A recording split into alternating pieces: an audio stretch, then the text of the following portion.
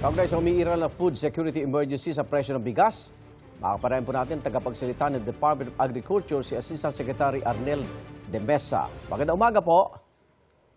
Magandang umaga, Arnold. Magandang Opo. umaga po sa lahat. Paano po makakatulong sa mga mamimili itong dineklarang food security emergency ng DA? Yes, Arnold. Dahil maglalabas ang National Food Authority through the FPI para sa mga lokal na pamahalaan at saka sa mga government agencies, ganun din sa ating mga kadiwa ng murang bigas. Ilalabas sila to at 33 pesos at pwede namang ibenta ng mga lokal na pamahalaan at mga agencies sa halagang 35 pesos. So magkakaroon ng alternatibong mas mababang presyo ng bigas ang ating mga kababayan. Ilang tonelada po itong stock ng NFA na pinag-uusapan po natin? Ang kabuang stocks ng NFA ngayon ay nasa 300,000 metric tons. Bagamat ang ilalabas muna sa period na ito ay nasa mga 150,000 metric tons. So yun yung unang munang nakaprogram. Opo. At may mga interesado na po bang LGU na bibili sa halagang 33 pesos kada kilo? Nakapaglabas na ng imbitasyon ang National Food Authority sa mga LGUs, particularly dito sa Metro Manila. At meron na mga nag-respond. So kahapon hanggang ngayon ay inaayos yung mga guidelines at posible sa mga susunod na araw ay magkakaroon na ng paglabas ng bigas ang NFA. So isa rin po sa nais ng food security emergency na yan, mabigyan ng pagkakataon ng NFA na talaga pong ipinagbabawal ng batas na magbenta po ng bigas, di ho ba? Yes. Sa Republic Act 12078, bawal talagang maglabas at magbenta ang NFA directly sa mga pamilihan. Opo. So ngayon, may pagkakataon na silang bumili ng palay sa magsasaka direkta. Ang pangamba, baka baratin naman po. Meron po bang presyo tayo? Magkano naman bibili natin sa local farmers itong mga bigas o palay? Ang NFA, ayon na rin sa itinakda ng NFA Council Resolution, ay mamimili ng palay sa NFA sa halagang 21 to 23 para sa drying clean, ito yung tuyo, mataas ito na presyo.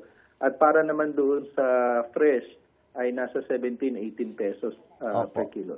Ang pinarating na magsasaka, yung mabagal daw po na proseso sa pagbili sa kanila at bukod nga dun sa baka murang presyo. Sapat na ho ba yung presyo? Tsaka naayos na yung ating ikangay bilis ng pagbili sa kanila? Actually, marami ng improvement na nagawa ang NFA sa kanyang cereal procurement, lalo na dito sa palay. At nagkaroon na rin siya ng mga additional facilities. So malaki na yung improvement dyan. At mataas nga yung presyo kumpara doon sa mga local traders natin na namimili ng palay. At 21 to 23 pesos per kilo.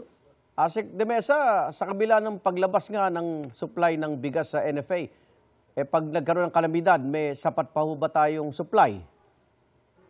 Sinisigurado yan ng ating kagawaran at ng NFA dahil pangunahing mandato yan ng NFA mamili ng palay at magkaroon ng buffer stocking para sa mga kalamidad at sakuna.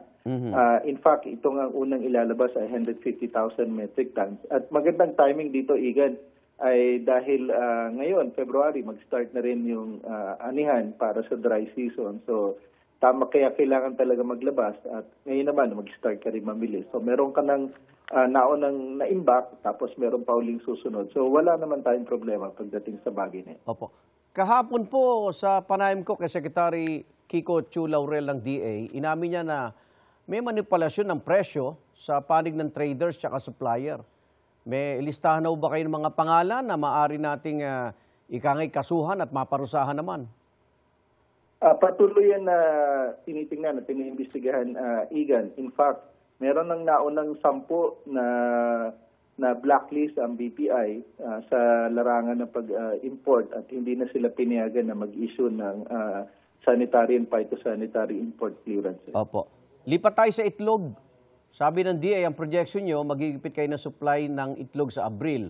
Pero sabi ng Philippine Egg Board Association, mataas po ang produksyon ng itlog ngayong taon.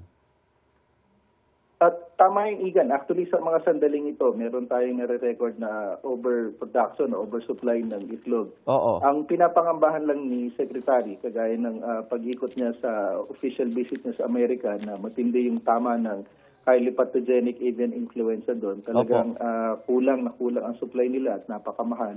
So, nagkakaroon tayo ng proactive stance para maiwasan yung ganong klaseng senaryo. At sa itlog kasi, sa layer industry, meron kasing cycle dyan na kapag nagkakaroon ng overproduction, nagkakaroon sila ng culling ng kanilang mga layers. At eventually, pag minsan, nararanasan na biglang dadrop yung supply para magmahal. So, ano yan, parang tinitingnan natin na hindi mangyari paulit-ulit yung mga ganong cycle para mapanatili na maganda yung supply ng itlog at hindi magtaas bigla ng presyo. Opo. Naiintindihan natin na maganda naman ang production. We're just being cautious sa mga susunod na araw. Opo. Huli na lang po, sobrang mahal ng baboy. Baka mag-MSRP rin sa baboy? Yes. Ano yan? Under study na ngayon at after nga nitong bigas, dahil nakafocus lang kami ngayon sa bigas, Opo. susunod itong MSRP ng baboy, talaga nakikita natin na meron ding sabihin natin na maling pagpipresyo sa baboy dahil napakataas. May namamantala rin. Posible yan. Aha. Okay. Maraming salamat. DA Spokesperson, Assistant Secretary Arnel de Mesa. Ingat po. Maraming salamat, Igan. Mabuhay ka. Good morning. Igan, mauna ka sa mga balita. Mag-subscribe na sa GMA Integrated News sa YouTube para sa iba't ibang ulat sa ating bansa.